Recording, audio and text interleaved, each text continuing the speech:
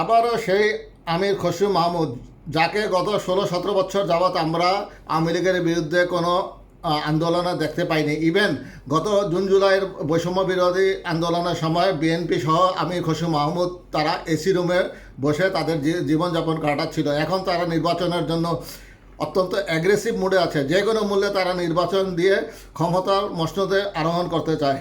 নির্বাচনের মাধ্যমে গণতান্ত্রিক প্রক্রিয়া শুরু করলে বিনিয়োগকারীরা আস্থা পাবে।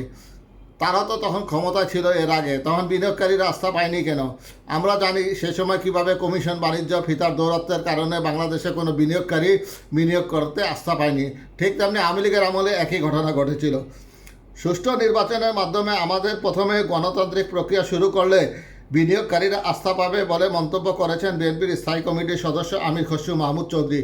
তাহলে কি অন্তর্বর্তীকালীন সরকারের প্রধান উপদেষ্টা যে বিনিয়োগ সম্মেলন করছেন সেটা কি নির্বাচিত সরকারের অধীনে? সেটাও তো একটা অন্তর্বর্তীকালীন সরকারের অধীনে। তাহলে বর্তমান সরকার কেন এত সফল হচ্ছেন? নির্বাচনকালীন সরকারই যদি এটা করতে পারতো তাহলে অতীতে তো অনেক নির্বাচিত সরকার ছিল, তারা কেন করতে পারেননি? সে ব্যাপারে আমির খসরু মাহমুদ একটা ব্যাখ্যা দিলে আমরা খুশি হব। বুধবার রাজধানীর ইন্টারকন্টিনেন্টাল হোটেলে আয়োজিত বাংলাদেশ বিনিয়োগ সম্মেলন থেকে বের হয়ে সাংবাদিকদের তিনি একথা বলেন। আমির খসরু মাহমুদ বলেন, গণতান্ত্রিক প্রক্রিয়া অব্যাহত থাকলে দেশের অর্থনৈতিক অবস্থা ভালো হবে। সুতরাং আমাদের সুষ্ঠু নির্বাচনের মাধ্যমে প্রথমত গণতান্ত্রিক প্রক্রিয়া শুরু করতে হবে। এতে বিনিয়োগকারীরা আস্থা পাবে, কারণ তারা গণতন্ত্রে বিশ্বাস রাখে। সেই জন্য তো গণতন্ত্রের পুঙ্গা মারা দিছে আওয়ামী লীগ বিএনপি সহ অতীতের সরকারগুলো, সেটা তো জনগণ ভালোভাবেই জানে।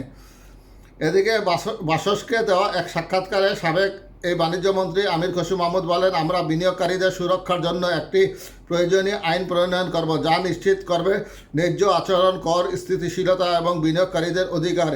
এই আইনি কাঠামো প্রাতিষ্ঠানিক নিশ্চয়তা দিবে এবং বাংলাদেশকে একটি স্বচ্ছ দীর্ঘমেয়াদী ব্যবসা বান্ধব দেশ হিসেবে তুলে ধরবে।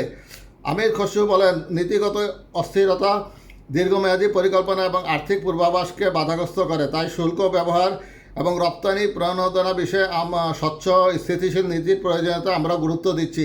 তিনি বলেন, হঠাৎ করে নীতিতে পরিবর্তন করলে বিনিয়োগ ব্যয় প্রক্ষেপণে সমস্যা হয়, যা এড়াতে হবে। পাশাপাশি মুদ্রানীতি স্থিতিশীল রাখা জরুরি, যাতে মুনাফা রপ্তানি ও প্রয়োজনীয় পণ্যের আমদানি নির্বিঘ্ন হবে।